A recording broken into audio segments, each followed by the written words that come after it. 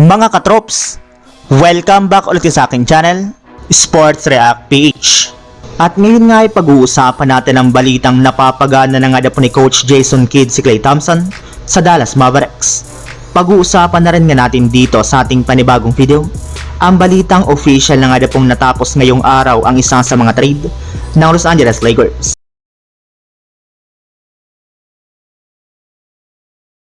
Hindi nga po mga katrops katulad ng mga nagdaang buwan ay maayos na nga po ang kalagayan ngayon ng Dallas Mavericks sa pagiging ika-top 4 nga po nila sa standings ng Western Conference. Isa para naman nga po ang Dallas Mavericks sa mga pinakamainit na koponan ngayon sa pagkakaroon nga po nila dito ng record na 7 wins at 1 loss sa kanilang huling 8 laro.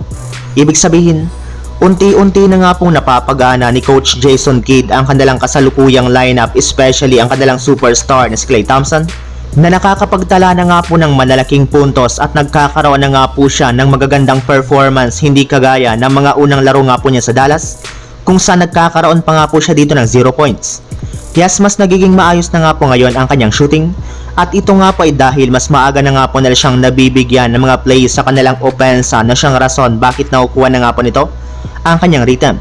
Hindi rin naman nga po naging madali ang nangyari kay Klay ng mga nagdaang buwan matapos siyang magtamo ng injury at mabawasan ang kanyang shot attempts at playing time.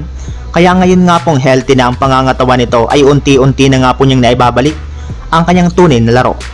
Samantala, punta naman tayo sa ating sunod na pag-uusapan sa balitang official na nga pong natapos ngayong araw ang isa sa mga trade ng Los Angeles Lakers. Kamakailan lamang nga po mga katrops ay naibalita na plano na nga po ng Lakers na pabalikin ang isa sa kanilang mga dating player na si Dennis Schroeder sa pamamagitan ng pakikipag-trade nga po nila sa koponan ng Brooklyn Nets. Willing nga rin naman nga po ang Nets na ibalik sa Lakers si Dennis Schroeder basta't sa tamang presyo lamang. Ngunit mukhang hindi na rin naman nga po iyan mangyayari matapos ang kalalabas pa lang na balita ngayong araw na tuluyan na nga pong itinrade ng Brooklyn Nets si Dennis Schroeder papunta sa koponan ng Golden State Warriors kapalit lamang ng 3 future second round pick. Kaya wala na nga pong ibang choice ngayon ang front office ng Lakers, especially si Rob Pelinka, kundi tanggapin na lamang ito at maghanap na lang ng ibang mas magagaling na player na available pa rin sa trade market. Ika nga'y tulog nga po sa pansitan ngayon ang Lakers, pero hindi para naman nga po huli ang lahat para sa kanilang team na makipag-trade sa Nets dahil as of now ay available para naman nga po dito si Dorian Finney-Smith. So yun lang mga katrops, ang handog kong story ngayong araw.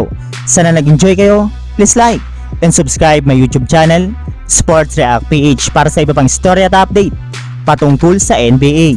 Kita-kits muli sa ating susunod na video.